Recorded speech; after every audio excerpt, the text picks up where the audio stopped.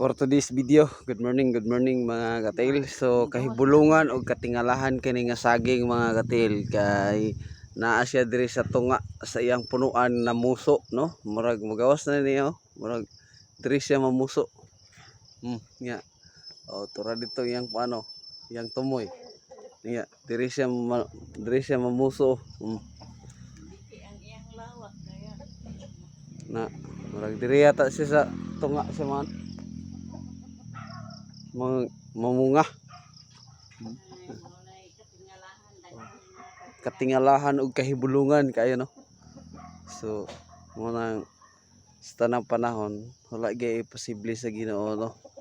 Maunsa man ato ang sitwasyon, maunsa man ato ang kalagayan, apan maabot ang panahon og higayon na ang kahibulungan sa imong kinabuhi, ikaw mismo o ako mismo, kita mismo makasinati unsa mga kahibulungan nga ipasinati sa Ginoo sa ato ang kinabuhi.